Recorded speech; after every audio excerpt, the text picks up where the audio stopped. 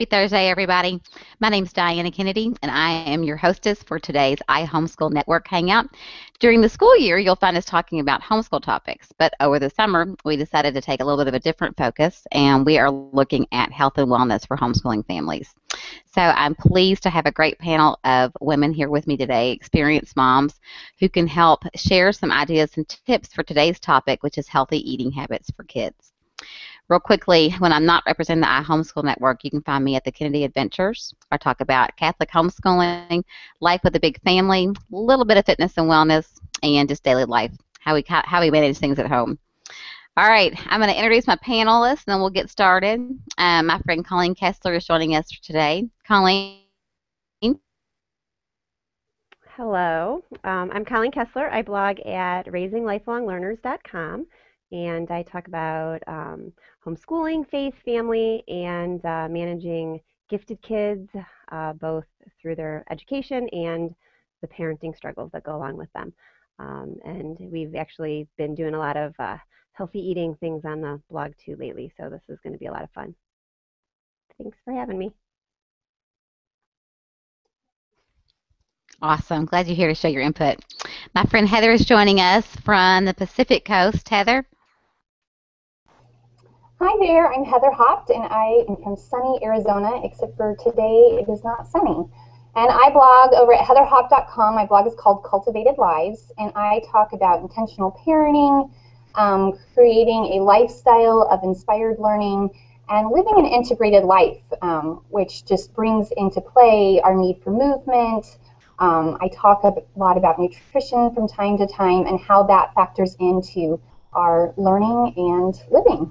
So I'm glad to be here today. I'm glad you're able to share your input. This is going to be an interesting topic. I love it.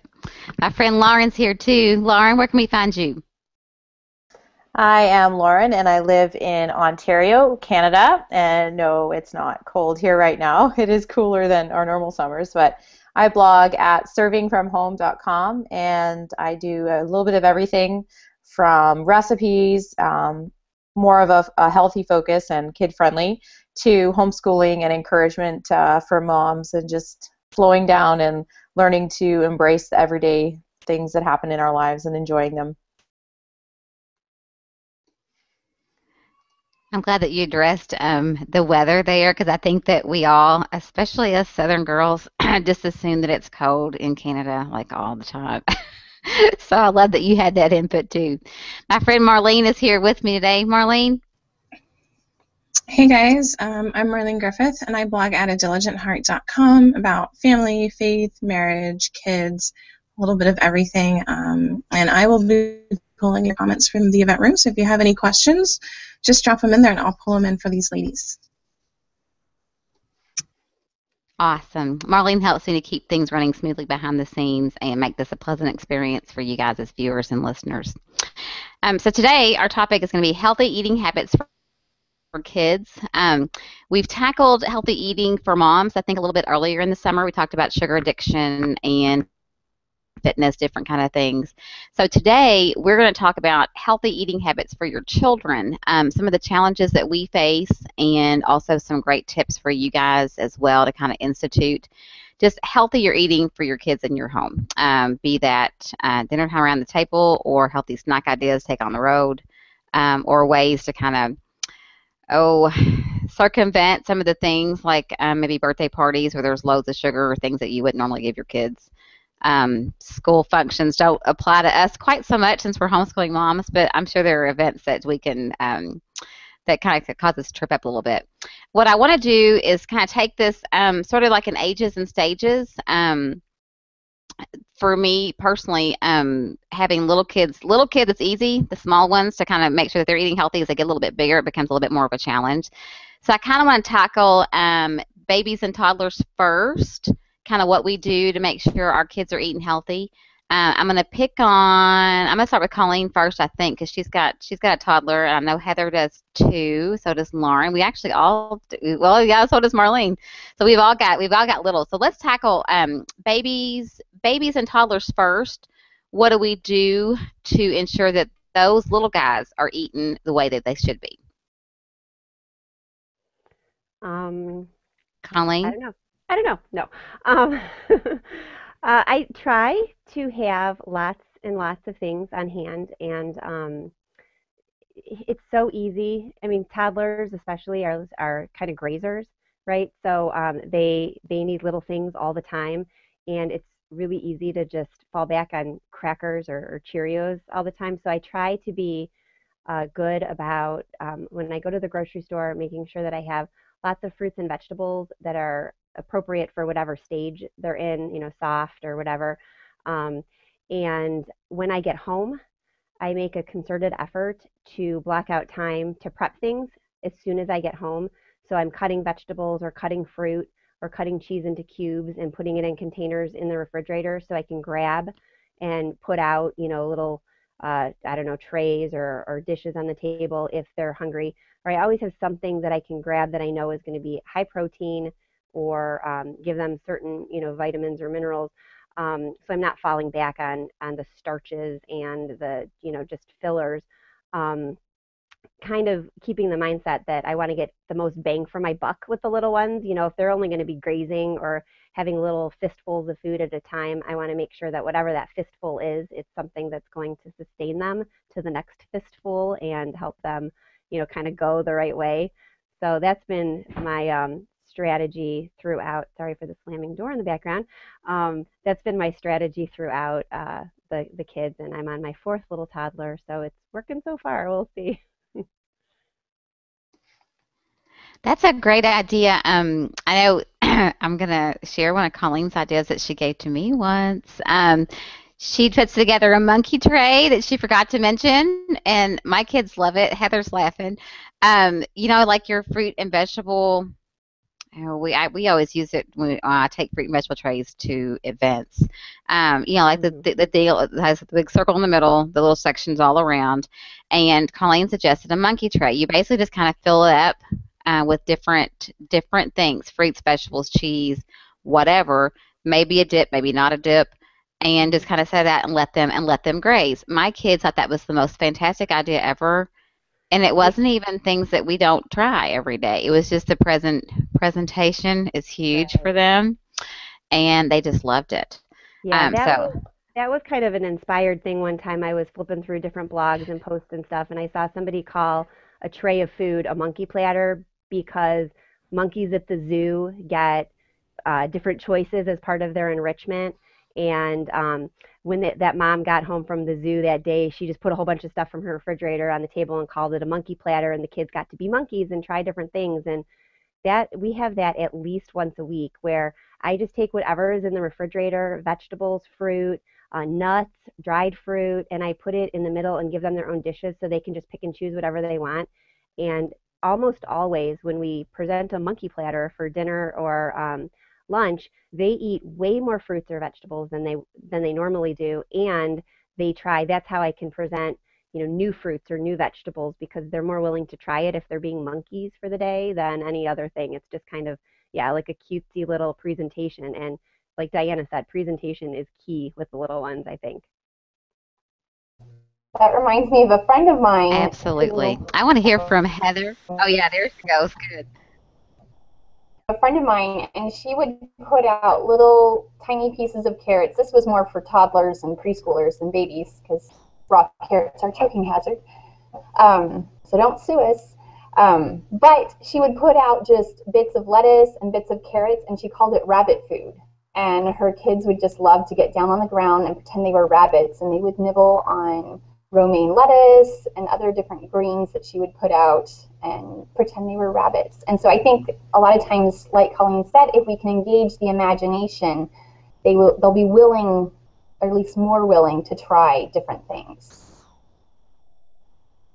So a big one for me, especially with toddlers, is I only take healthy vegetable options when I'm out on the road. I find that a lot of times at home, my kids are very picky, especially in the preschool years, because they know there are other options in the pantry. But if we're out on the road and they know they can have pepper strips or a container of peas, and those are their only options, then they'll pick one, and usually they'll end up picking the other. For some reason, when my kids go to the zoo, they just decide that's the time to eat. And so I'm really able to up their vegetable intake because we're out and that's the only option I have for them. I'm glad you mentioned snacks and taking things on the road. And I don't know if you guys have this trouble or not. My kids seem to think that anytime you travel anywhere, whether it's a zoo or church or around the corner to the Kroger, that it's time for a snack. What can we have for a snack? I'm like, well, you just ate an hour ago. I don't understand. There's something about traveling and my kids that they think they've got to eat when they get there or eat as they're leaving. Um, but I love that idea. Peas, like frozen peas, or just like regular, like dried peas. What are you doing? Well, they start out as frozen peas. By the time my kids eat them, they're usually cold, or we live in Arizona, so lukewarm. But they still eat them because that's what's available. That's a good idea too. That's what I've told moms before. Speaking with parents in my job, I'm a registered nurse. I've had parents argue with me, not argue, but say, "Well, he won't eat that." Well, like Heather is telling you, if that's what's there, that's what they're going to eat. I think a lot of it's about providing your kids with good choices because if your pantry is filled with Oreos, then that's what they're going to eat. If you've got like we have weird things like Kim Nori. I'm probably pronouncing it wrong. It's like dried seaweed, and that's what we have for chips, and that's kind of what we do. We limit the crackers, like Colleen said. My kids will go for that first if that's what's there. Um, Lauren, what about you? You have anything that you'd like to share that you guys do? Um, are we still talking babies and littler ones, toddlers? Uh, I have had a range of children from really super easy getting to the most recent one who's very picky. So I struggle with having not falling back on the cheese, well, even the cheese and crackers, but there's only like three things she'll eat: cheese, crackers, and apples. So at this point, I'm not really going to draw any lines in the sand over it, with the other three being good eaters. So I think the prep is huge, having it ready in advance so that I'm going for maybe I've got some homemade crackers as opposed to the box crackers, or maybe I have some better options available. So yeah, so I mean, I've had it fairly easy until this most recent one, so I'm kind of having to wing it now. Lauren and I were actually discussing before the hangout began about picking and choosing your battles. Sometimes, especially if you've got more than one child, it will suck the life out of you to sit and argue with a child, especially a small one, about what to eat. So, and I think probably in the grand scheme of things, this period of time where she's only eating cheese and crackers and apples, it's not really going to last that long. I mean, you think about it, this is going to go on forever, but honestly, you'll look back months from now and it's not that big of a deal. You know what I'm saying? And well, and the Don't you other thing think? is she nursed and just needed milk until probably 14 or 15 months. She hardly ate anything, and she was happy with that. So she's kind of just sort of getting started, whereas my other ones were starting like 9, 10 months to eat solids. So yeah, we're good. I'm glad you mentioned that too, because one of the greatest things that I've learned, and I think Colleen might have done it, I bet Heather probably did too, with the littles was baby led weaning. And it's not when you say weaning, I think a lot of us think about weaning as in let's stop nursing, but it's more of a European term. You give babies like regular food, and it was amazing to me to like watch that. If I have a minute, I'll put a link over in the show notes. But baby led weaning is basically just giving kids like we did not do any kind of baby food, not making it ourselves at home, not pureeing anything. We would just give Maeve an apple slice or a slice of avocado. It's kind of like something with kind of a handle on it. So they learn a little bit better about how the food fits in their mouth, how to manage it with their tongue and palate and not choke. Like they'll do gagging, but they won't choke because they are learning instead of you putting the spoon in their mouth, they're learning how to handle it. That was like the greatest thing ever for me because it was just like one less thing to have to worry about. And I'm not in any rush whatsoever with baby Daniel about eating. Like he's already, I've noticed he's looking and watching us eat now, but he's still small, so we won't even that I won't even go there until he's ready to sit up and roll with it. So we're kind of a little off the cuff with our eating for our babies. We don't do the rice cereal and all that kind of stuff because it's a lot of hassle, and I'm not so convinced that it's that nutritious. There's a lot of cleanup. It's a whole thing. You know, when you get a big family, you're just like, whew, whatever works for everybody. That's the least amount of work, and what Colleen said, the most bang for your buck. I'm gonna hop to Marlene real quick. Do we have questions in the event room or comments that we need to share? We just had one comment come in. Let me pull it up real quick. All right, so Elena, she's saying that when I work in schools bringing back food education, the kids are so happy to learn about food, its origin, and the importance to grow healthy. Awesome. I'm glad that's a new thing with the picture showing up there. So that's a lot of fun. Yeah. Thanks for commenting there. That's a good thing too to bring up. I can't remember if Colleen is growing up. We don't do gardens like with our kids. We don't grow food. I do know that my kids are a lot more apt to eat what we make for dinner if they're helping to cook it. So actually, I'm going to punt that over to Colleen for a minute because she's been doing a lot of talking about cooking with her kids and kind of how they do things. Yeah, we the last couple of years we've done more with gardening and buying local, which has been really good for the kids because they're trying a lot more new things. And real quick, back with the baby led weaning, we did that with our fourth now, and he's by far the best eater. And just because he just gets what we get, and I didn't, the first one I was diligent about pureeing food and making my own baby food, and then it just got less and less and less. And like with him, he just had what we had. And then Heather's frozen peas, I have to say, for all of you moms out there, frozen peas have saved my life. I have a bag of peas in my freezer at all times, and we put them on the table just as is for meals if I need a quick vegetable because they taste sweeter frozen. And the kids love them. They eat them frozen. They prefer them frozen straight out of the freezer to anything else. So try that sometime because my kids love them. But anyway, back to the gardens. Yeah, last year, just on a whim, we set up the kids' Little Tykes Playhouse and bordered it with bricks and gave them seeds and let them go. And they created their own garden attached to their house and have really just exploded with interest in how things grow. And last year's garden was a complete and total disaster.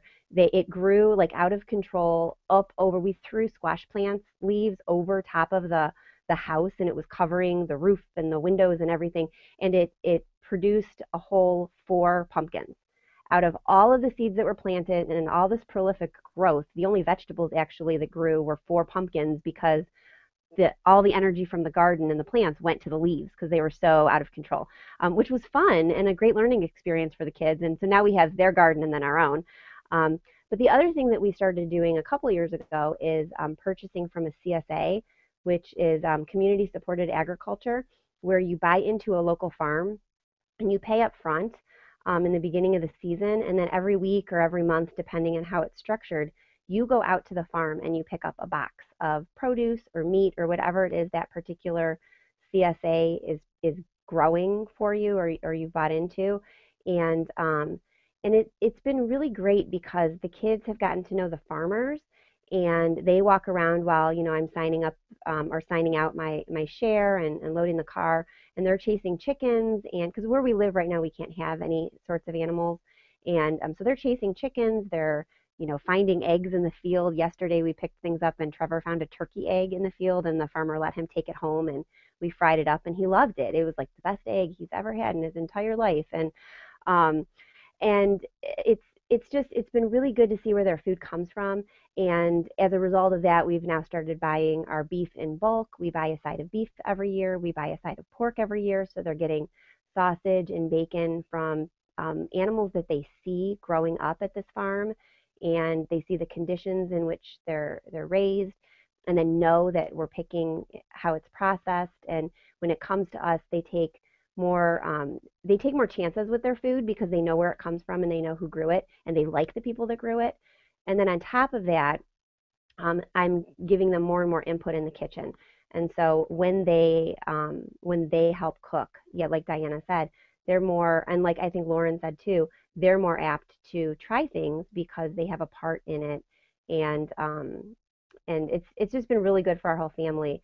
Kind of a change of mindset that they have to buy into what we're doing and have some input into it.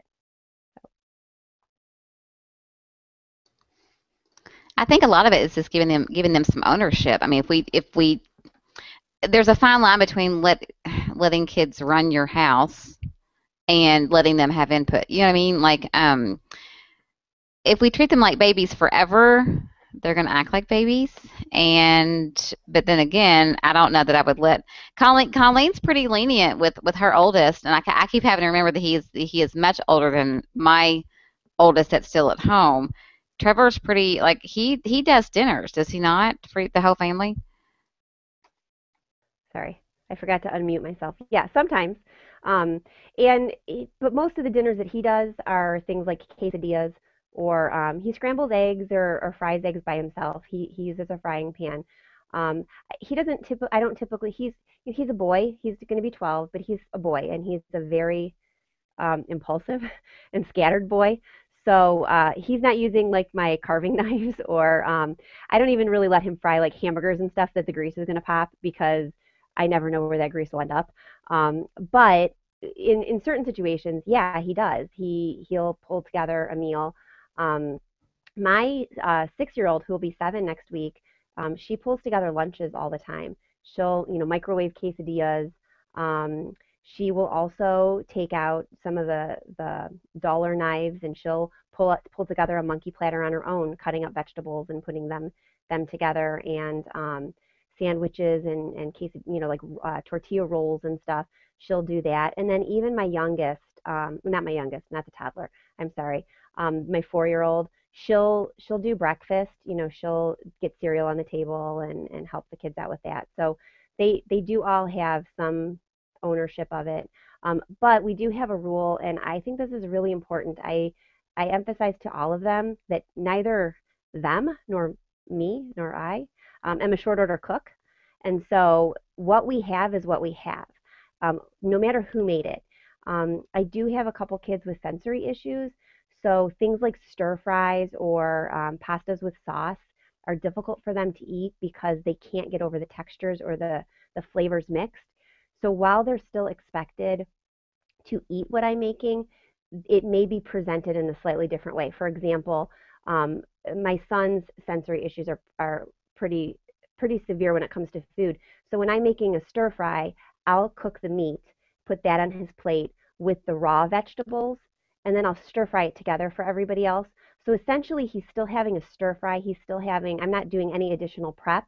I'm just pulling out some of the stuff before it's thrown together, because I know he won't eat it otherwise, but I'm still expecting him to eat the same food that we're eating without any additional work for me. And then when the kids make food for each other, they're expected to do the same thing, respect each other and the prep that was made, and eat what's given, or wait till the next meal because they won't starve. And like Heather said, if it's the only thing that's available and they're hungry, they're going to eat it and not, graze or wait for a peanut butter sandwich or mac and cheese or something. So I'm glad that you mentioned that about respecting who made it.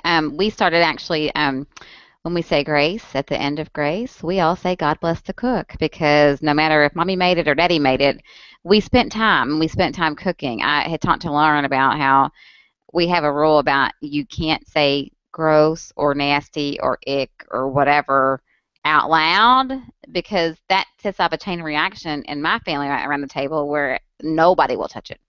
And it's usually Rachel that starts that off, and then the boys chime in. Luckily, Maeve eats whatever you give her; she wouldn't mind. But yeah, so I think that's frustrating for me as a mom to stand up and cook, and then present this dinner that I love, that my husband loves, that the baby toddler loves, but yet the kids in the middle are all yeah whatever.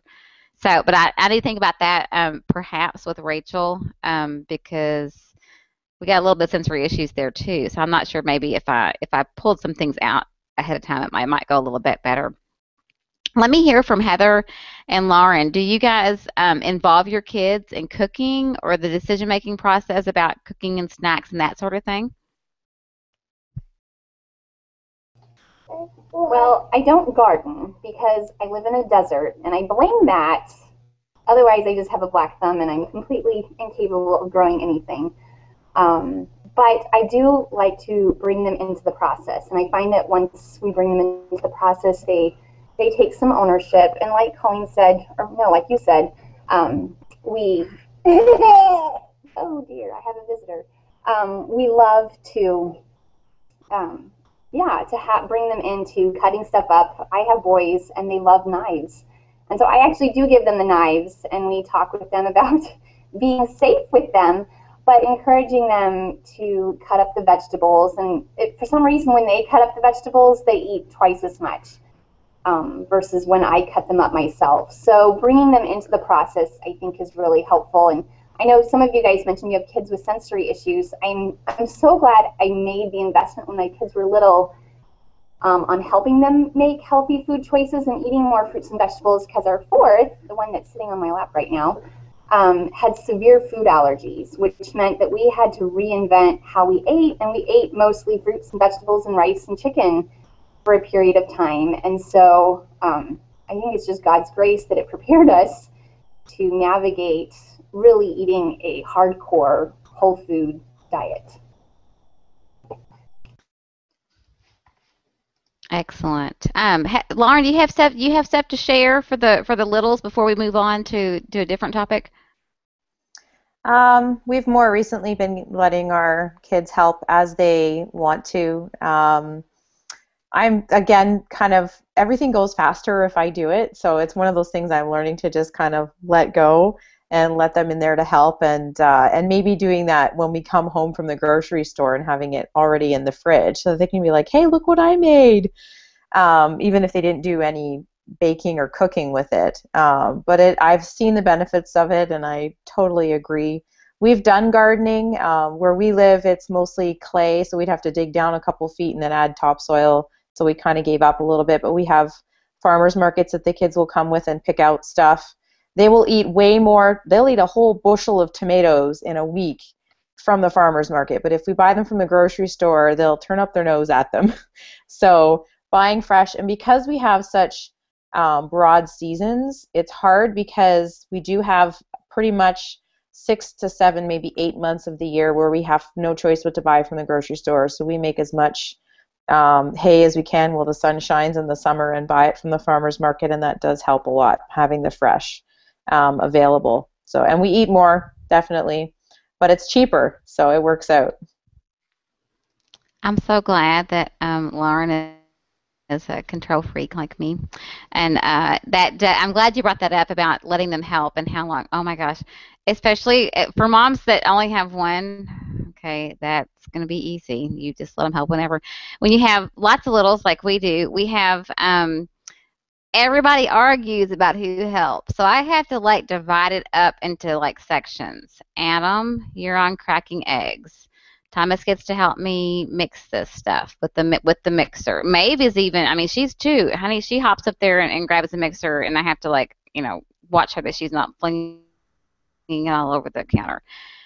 So they each have certain set chores, and I really do have to bite my tongue the whole time, Lauren, because I'm like, yes, this is taking me 4 times as long. I could have already had this it could be on the table by the time like we get done with all this prep work with the kids. But by the same token, I'm making memories, and they're helping, they're taking ownership. They love it. I get cool mom points. They're probably going to eat what I'm making. So it's all a win-win kind of thing. But let me talk a little bit about, we've kind of touched on sensory issues. Let me talk about I brought this up kind of in the introduction about challenges. Like we talked about travel, and I want to kind of go back and hit on that a little bit more too. Like, what do you do with your kids? I'm going to pick on Colleen again. like birthday parties and things that, like, if you're okay, say you're avoiding food dye, say you're avoiding, high fructose corn syrup, say you're avoiding like these certain things for your kids. What do you do to manage things like that, like birthday parties or sports events where people, bring snacks and they're not the kind of snacks that you would give your kids ever? Like, how do you manage that kind of stuff? Yeah, that's I'm gonna hard. Diana threw this to me because she knows that that we're moderately strict on some of the things that we do. I've mentioned that my son has sensory issues. He's very, very sensitive to chemicals, and he was in school before we pulled him out to homeschool, and we tried different medications for his impulsivity and hyperactivity, only to find that he reacted worse to all of those things and had pretty much every kind of side effect in the book. And it wasn't right for a lot of reasons, and we did it kind of kicking and screaming. Anyway, um, but what we found was, not only was he sensitive to the chemicals in the drugs that we were trying, through our pediatrician and things, um, but he's just sensitive to chemicals in general. So we have pretty much completely, with a few exceptions here and there, eliminated all artificial dyes and additives and preservatives from our diet, which is one of the reasons that we now, buy grass-fed and buy from farms and things, um, because we've kind of made a lifestyle change, in that we don't bring many dyes into our house. We notice an immediate reaction when at least two of our kids have anything with certain artificial colors, um, and it takes several days to get out of their system. So we have some rough patches there. Uh, Birthday parties, family gatherings, ball games, they're really, really, really challenging. And and like it has been said before, we pick battles. It's completely unrealistic to avoid them all the time in the society that we live in. Um, Unless we were really militant about it, and that, I don't believe, sets up really healthy attitudes towards food anyway. If we're really militant um, about the food choices that the kids are having to make when they go to other people's houses, we're setting up kind of a discrepancy between being a good visitor and friend and a participant in the party, to being good about making healthy choices. So it's a fine line to walk. When we go to sporting events and things, we try to bring our own snack to replace, because that's an easy one. They can take the snack, and so they're being polite to whomever brought it, and we throw it in the bag, and they take out the crackers that we brought. It's not a big deal. But birthday parties are a different story, because it's rude to go there and not eat what they have for dinner, or say something about, I can't eat this, I can't eat that, because it makes people feel bad. People generally want to help you and want you to enjoy their home. Um, and so when you put on that kind of pressure, on them when they're already having a party and inviting you over, you're not you're not being a really good guest. So we try as often as we can to feed the kids before we go anywhere, even if it's going to be somewhere that we're going for a birthday party that includes dinner. We'll feed them before we go to that party, so they only have to eat a little bit when they're there, and then know that they're going to have cake and ice cream. And so we prep them. We kind of talk about what to expect, and you're going to take a smaller piece, or if you're going to have cake and ice cream, if you're going to choose to have cake and ice cream, you're going to choose not to eat the candy and bring that home. And we pick and choose the battles in that way, but we always tell them, you take whatever's offered and you are polite about it, and you eat a little bit of everything. If your host gives you a plate full of food, sample everything, and then just don't eat a lot of it, and make good choices. The little kids were more lenient with, because it's harder for them to assert themselves at 6, 4, and 1. My 11-year-old, almost 12-year-old, is the one that's super duper sensitive, and he knows how he feels after he eats some of that stuff. He knows that he's going to feel sick. He knows that he's going to be impulsive. He knows that he's going to be out of control and need extra help for a few days. So he's getting better about kind of limiting himself and picking one thing while he's there. But he doesn't always do a good job because he's a boy and he's 11. And it's fun to have the pixie sticks and the ring pops and the gummy worms and the red vines and all the stuff that you don't get. Um, so so I just try to be there for him and help him through it. Um, but the biggest strategy that we have for that is we feed them before. We encourage them to make good choices while they're there, knowing that they're not going to. They're going to be eating what the kids are eating, and we're going to have a couple days that we're going to need to really eat extra healthy at home. We're going to load them up on fruits and vegetables. We're going to make sure that they're not having, ice cream for a couple days, and then we're getting back into the all natural version of the ice cream that we buy instead. So it doesn't have vanillin in it; it has actual vanilla, and stuff like that. So it's really tricky. It's a tricky question, and I think everybody's got their own kind of strategy on it. That's just how we approach it. Eat as little as you can to be polite, but still be a good visitor and good guest. Well, I think you brought up a good point with a lot of times food is how we say we love you. I mean, meaning like you mentioned, it's rude to go to someone's home and not eat what they offer, or this is how, like it's like we did. We cooked a meal and our kids didn't eat it. What are we going to do? We're going to be upset. So yeah, that's a fine line to walk between. You don't want them having to think that they have to take everything that's there. Me, I just fix them all. I fix their plates. So Heather. Well, the beauty of homeschooling is that our kids are home with us most of the time. And so we get to help them make healthy choices when they're at home. And then, like Colleen, when my kids go out, we're polite and we eat what's put in front of us. We are not totally anti-candy at home. What we do is we try to space it out. I've done a lot to educate my kids on what food does to our bodies. And so with those, we call them red light foods, and we pace ourselves, and you can have a little bit at a time. And so my kids, even if they're at a party and they're getting tons of candy, they know that I'm not going to throw it away when they get home, but it'll each go into their individual candy cup that goes up, and then we sort of pace ourselves because we've studied the nutrition, and so they understand that too much sugar, too much of this really depletes their bodies. And so they know that they can do it, but we'll just pace it out further down the road. And so that sort of helps with us. But again, we've talked about just sampling everything and being polite. And I've had friends that have food allergies, and so when there's serious food allergies, you have to be hardcore on what your kids are encountering, because there's serious health issues. I have 2 kids that have food sensitivities, and so like Colleen said, my kids know how they feel, and so we talk about trying to limit those things that are triggers, which can be hard. One has a dairy lactose intolerance, and the other one has a reaction to soy, which is in everything. But they know enough to not gorge themselves on food that's going to really trigger those reactions. So balance, I think, is key. And then recognizing that we have control over most of their diet and just letting it go with everything else. Yeah, I wanted to say too, Heather, we do a similar thing with the candy. They have a dish at home that we put everything that they get, whether it's for Halloween or birthday parties or whatever, in there, and we kind of space it out throughout the year and the days and the weeks.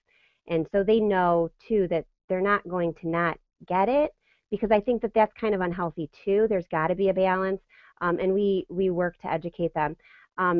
I don't know if any of you have seen Jessie Hawkins' work, Vintage Remedies.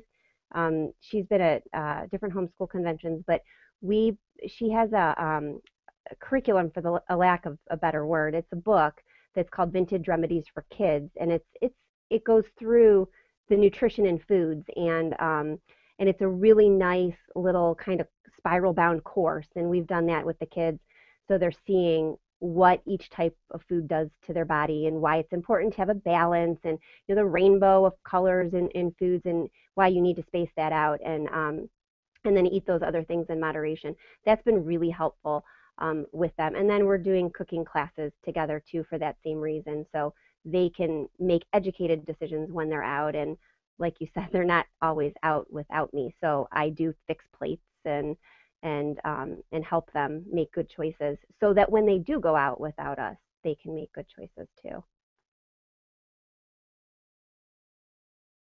Let me just pop back on the food allergy piece too, because that can be a challenge for people. Thankfully, we don't have anything like that going on. I know Marlene had some experience. Marlene, what did you guys do? Like, tell like what kind of allergies did your children have? Well, my oldest, all my kids have had strange allergies. My oldest was allergic to basically everything: soy, milk, cheese, yeast, corn, eggs. It was crazy. We had to buy everything organic and make sure it wasn't cross-contaminated with anything else, because she would get really sick if she would eat it. So like what we would do when we would go out is, because her allergies were so severe and she was little, so it was a lot easier to kind of control it, and it wasn't really like people were serving her plates of food at parties or anything. We would actually feed her before we would leave to go out, so she would be full. So at that time when we're there, if she was hungry, we would have snacks with us, and fortunately the people that would typically invite us over, family, friends, they were aware of her allergies, so it wasn't ever offensive to them.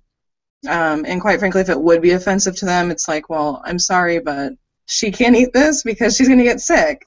But fortunately, like I said, we've never had that issue with anybody, and people are typically understanding. If your kids have allergies and they know you and they're inviting you over, they're typically super cautious of that, and they're like, hey, I'm aware they can't eat this. What can they eat? I'd like to prepare something for them. And I've shared that with her friends before in the past and their moms, and they're like, don't worry about bringing anything. We'll make her something.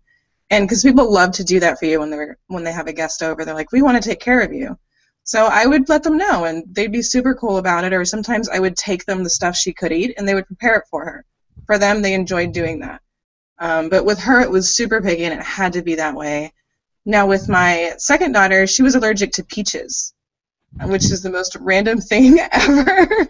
Like, if she had peaches in a drink, she would break out, and, like, her eczema would just get super bad, like, instantly. And it was really crazy. So with her, it was just a matter of just watching out for it. Fortunately, that was something more just on the skin that we could treat. And if she had something, you know what, we'd just deal with it later, or we'd kind of just manage things better.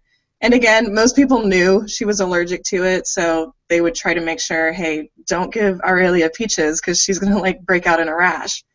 I think a lot of it has to do with just the people you surround yourself with. We're typically very personal with the people we have in our circle, so they know things about our kids that way. My oldest, she did grow out of her allergies because we kept it so clean for so many years. That was advice we were given. Basically wipe it out of her system for a couple of years, and probably about by the age of 5 or 6, she just grew out of them, and it's just been great. There's sometimes she'll eat some foods, but at this point she can recognize it, and she knows how to dial it back or to tell me, hey, I'm kind of reacting to this again, so can I eat something else? And we'll let her do it. She's old enough, she can prepare her food as well if she notices something is affecting her and we're eating something different. So in that regards, I respect that. I'm like, you know what, you need to eat what your body can take in. I don't sit there and prepare 2 different meals ever. Kind of like we've talked about, you know, we're not short order cooks, but if she wants something else, she can feel free to make it for herself in that sense. So that's kind of how we've dealt with it. I know it's a little bit different than most people, but with our oldest, it was kind of an extreme case, so I did have to get really picky about it. Well, I think the piece that we want to put out for people is that it's manageable, okay? Don't feel like you have to stay home and not partake in these kind of events with your kids, because you can plan ahead. It takes a little bit of extra work, obviously, but it's doable. And for me at least, like I said, I don't have food allergies, or my kids don't, but I think the knowledge of food allergy, people are a lot more aware of it than they used to be. I know a lot of places have gone, like preschools and play groups and whatnot, have gone peanut free for peanut allergies and that sort of thing. So just don't think you have to stay home is my deal with that. And I think Marlene had some questions for the event ring before we wrap all this up and talk about balance, how we're gonna balance all of this. What you got for me? All right, so we got a question here from Tanya. She's asking, what about kids with sensory issues and texture? Have any of you had to deal with this? My son will actually throw up because he can't handle many textures. He's also the most stubborn child when it comes to eating. He will sit for hours without even trying a food. I'm wondering if I need to turn to a professional for help with him. He's going on 7, and it's not getting easier. So I can't wait to hear responses to this one because my 2-year-old is exactly the same way. So who are my sensory issue expert peeps here? Well, I do not necessarily have a kid with sensory issues that I know of. But I will say that all 3 of my boys, my oldest especially, gagged on mashed potatoes. And so when there were certain foods that they just gagged on, I gave them other healthy options and didn't require it. And I'm one of those mean, hardcore moms, especially when my kids are in that 3 to 6-year-old phase. They eat because I tell them to eat. But I watch for those kind of issues, and if they're reacting physically to something like that, then I pull it. So it's just not worth a battle like that. But again, I don't have specific kids who've been diagnosed with sensory issues. And Do you have input on this one, Colleen? Yeah, it doesn't sound like. I mean, we've got sensory issues, and but some of them have been like Heather said. Actually, two of my kids were really sensitive to mashed potatoes and that kind of texture. So anything that had that texture, we didn't make. We did potatoes in different ways. In fact, I still have one that won't eat potatoes unless they're like fried crisp because there's any mushiness is too much. And that goes for pudding and other like smooth textures like that. But like Heather said, I would make other choices because there is a point where it's a battle that is not worth it. Though it sounds like this. I didn't get the name. I'm sorry, but it sounds like you are dealing with something that may benefit from meeting up with an occupational therapist or someone to see if there is some kind of therapy that could be done to help bridge this gap if your child's actually gagging often from different textures, or if it's prolific enough that there are many different textures that your child is reacting to. I know that an occupational therapist can help with that because sensory disorder does kind of run the gamut. There are different. Every kid that has SPD has it in a slightly different way. There's no cookie cutter kind of. I have a kid with sensory issues and they're all the same. There's variations between all the different types of sensory issues. So if your child is not, it doesn't seem to you like he or she is getting better, you might want to look into meeting up with an occupational therapist, just if it's only for one consultation to get some tips on how to better manage that. But like Heather said, I wouldn't feed my child the things that that he or she struggles with at this time. I would replace it with something that's similar and is going to give the same types of nutrition, and then try it again in a few months and see if we have that same issue, because maybe it's a case where he'll outgrow it at some point. I don't know for sure. I'm not an occupational therapist, and I'm learning about sensory issues kind of as I go with my own kids. And there's a lot I know, but I think there's even more that I don't know. So it might be worth getting it checked out and avoiding those things in the meantime and trying other things. Good luck. I'm going to have Lauren pitch in here too, because she's dealt with a little bit of this as well.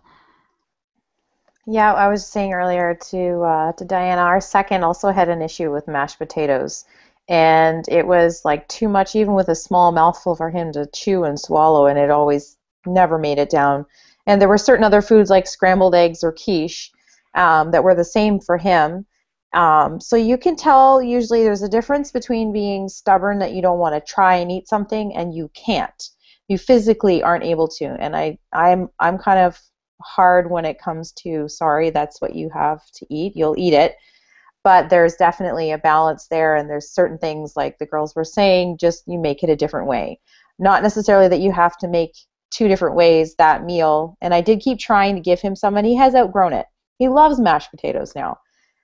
Scrambled eggs, not so much. So one of the ways that we kind of get around sort of some of the food issues with some textures, because honestly some mushy stuff is pretty nasty, our kids are allowed one pass food. So they are allowed to pick one food that they may always pass on, whatever meal it might be. And that makes it a little tricky for me to try and make things a little differently. One of our kids has zucchini as a pass, but if I make zucchini noodles, he has to eat it because it's not zucchini cooked into anything. Another one is quiche is a pass for him, so I'll make just like fry up a couple eggs for him if we're having quiche for dinner. But that helps to give them a sense of ownership over making choices as well, and knowing that, yes, this is the meal that's being served, but this is a food that they really struggle with, and I'm going to keep offering it to them to see if they'll try it and get over it, but not forcing them if they really can't.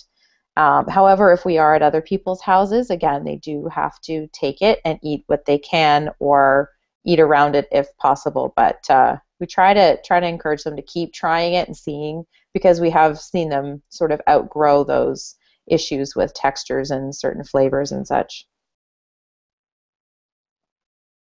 Our general consensus is, keep trying. Look at different ways. Lauren has this magical zucchini noodle maker thing.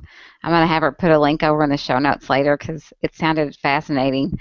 But I mean, I think if you're having trouble, especially if this child is a little older, I don't know who mentioned occupational therapy. You may want to talk to like a speech and language pathologist too. That may help. I'm not sure, having not dealt with that before, or even a dietitian. I'd start with your pediatrician and then kind of go on from there and see what they think. So, do we have any more questions, Marlene? Because I want to kind of wrap this up with trying to get a sense of balance for all of this. No more questions at the time, actually. Just lots of interaction in the event room, which is awesome. All right, awesome. Lauren mentioned to me kind of along the way that some of us struggle, and Colleen will nod her head on this one too, with balance, about like, how do we manage, making sure our kids are eating healthy and balancing that with, the 7,000 things that we've got going on, and not kind of making yourself crazy with, what should they be eating? Oh my gosh, their babysitter took them to get Chick-fil-A because we love Chick-fil-A here. But like, so what do you do? Because to me, it's a little. I'm gonna pick on Lauren a little bit. She's kind of a control girl like I am, and we're learning to let it go a little bit. Like for me, it's budgetary concerns. There are lots and lots of foods that I would love to have in my family, and grass-fed beef is amazing, but that's not going to fit my budget right now. And so we're heading to Aldi's, and I'm just hoping that, okay, I'm making the best decision for these, non-local meats or non-local produce or any of that kind of thing. So let's talk about, like, how do you balance with what you'd love to do, perfect scenario, to what you actually do with your kids. Lauren, you want to tackle this, since this is kind of a struggle for you and me both? Sure, absolutely. I've definitely gone from being very loose in our decisions to being a control freak and bordering on burnout big time. And I kind of go back and forth, flip-flopping around a little bit, and it all depends on the seasons as well, and the time that is available, and the things that are available. And something that I've learned is we save money by making our own bread. We pretty much make all of our bread products, and that is bread, cookies, muffins. Unless we're going camping, I never buy packaged cookies or packaged bread, because if we're going camping, the last thing I want to do when we're trying to pack up the house is make sure I have enough bread and cookies and whatever for us to eat while we're there. So I will make exceptions when we're traveling, and we will buy the snacks and just try to make healthy choices. And I think that's when you're rushing out the door, when you've got a big family, if you have snacks on hand, if you can't make them all, it doesn't matter. If you don't have the homemade crackers, buy the crackers buy the Triscuits, or the crackers that have the least amount of ingredients in them, or whatever it is. You don't have to buy the crazy organic, hopped up on quinoa, sugar-free, whatever. Just buy the best available to you and to your budget, and have those on hand for those times when you're behind and you're just not doing it at all.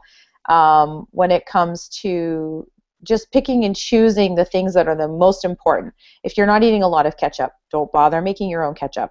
If you don't eat a lot of salad dressings, you don't need to worry about making all of your own salad dressings. Scratch that off the list. Try it once in a while or whatever, but don't worry about trying to do that every time. What are the things that you eat the most of? What can you make the most, have the most impact, as Colleen was saying earlier, the most bang for your buck? And just trying to be as healthy as possible. I don't worry when my kids, we don't have allergies. Thankfully, we have a lot of friends who have allergies, so I have a huge appreciation, and I try to go out of my way to accommodate when I know we're in contact with their kids, ways to have things available for them, but we don't. So if my kids go to birthday parties, we're usually there. We don't go to a lot of birthday parties because we're homeschooled.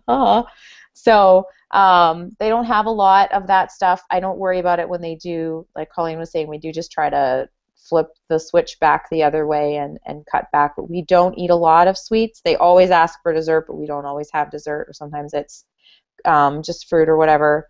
But it's just a matter of, like I was saying, deciding what's the most important. What do you eat the most of? Don't shoot yourself if you're having to grab the store-bought packaged snacks. Just make the best choices for your family. And everyone's idea of healthy is a little different. And if you're changing things from eating sugary cereals to eating Cheerios, I was going to say Shreddies, but Shreddies are only in Canada. If everybody comes to Canada, you need to try Shreddies. But just making your own granola, or if you're eating ground beef, spend a little bit more to buy the grass-fed or the organic. It is a little more, but it's a whole lot better for you. But don't kill yourself to try and fit into your budget for every single meat. I have to get everything grass-fed and everything organic, because you got to be a millionaire for that, and it's too stressful. So just decide what's important for you guys as a family and go from there, basically. That's how to stay somewhat sane. Yeah, I I'm would all that agree. up because it'll make you nuts, don't you think? Yeah, definitely. Yeah, you can go crazy trying to do everything, or even trying to plan everything out. I throw up a couple of resources with regards to like healthy foods. EWG, I think, makes out the Dirty Dozen and the Clean 15 list. Those are the fruits and vegetables with the most pesticides and the least pesticides. So you can take a look at that and kind of, like Lauren said, to like, you don't have to get organic cantaloupe. Cantaloupe's got a rind on it that's gonna, deter any of that kind of stuff. Whereas, of course, strawberries, which we all love dearly here, have a thin skin. So guess what? That's probably what you need to buy organic, unfortunately. But yeah, so take a look at that. I love that she mentioned baby steps, or oh, did you? I mentioned baby steps. I don't know if Lauren did or not, but like take a look at what you're doing. There's a blog that I love, and I called Katie out last week, Kitchen Stewardship, and she does a weekly like baby steps healthier eating kind of challenge, just to kind of take one thing at a time. It's like anything else. Like if you're going to rid your home of chemicals, that you make yourself crazy, doing that too. So it's everything in moderation. I'm so glad that she shared that with us. All right, girls, do we have anything else that we have to share with everybody? Any like last minute tips? What do you think?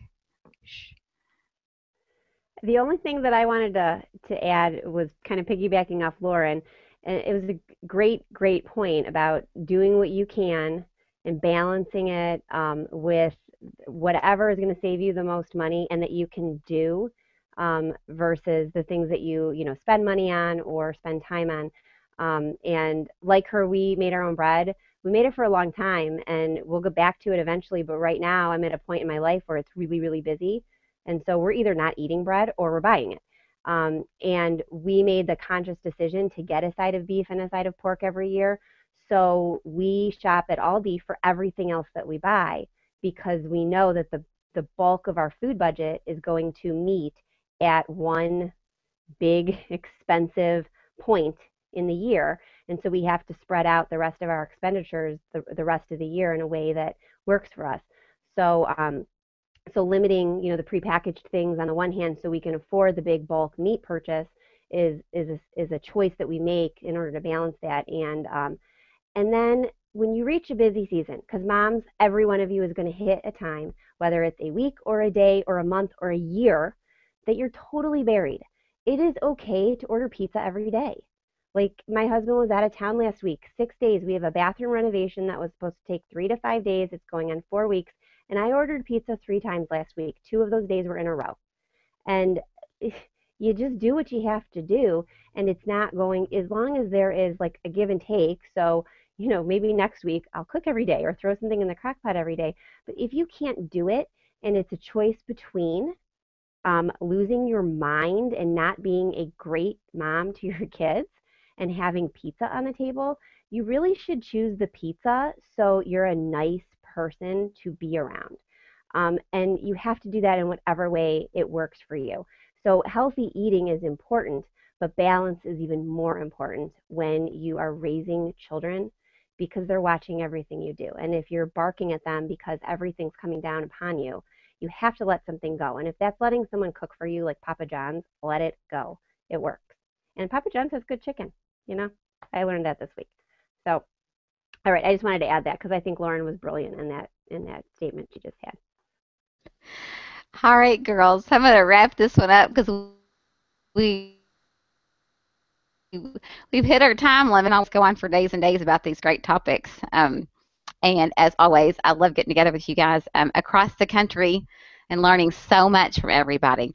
I want to encourage everybody to go by and follow all of these beautiful ladies on Google Plus because they share great content from their websites and other resources that they have. When they click on everybody and remind you guys to go check out their blogs as well. I have my friend Colleen at RaisingLifelongLearners.com. Heather is at heatherhopps.com. Lauren is at servingfromhome.com. Marlene is at adiligent.heart.com. And you can find me at thekennedyadventures.com. We'll be back every Thursday during the summer for more wellness and fitness topics. And then starting after Labor Day, we've got our schedule all out for the upcoming iHomeschool Network Hangouts. Will be homeschooling topics. So make sure that you follow us on Google Plus and subscribe to us on YouTube. And then you can keep track of all of those upcoming events. Thank you so much for spending your Thursday with us. We'll see you back again next week. Bye-bye.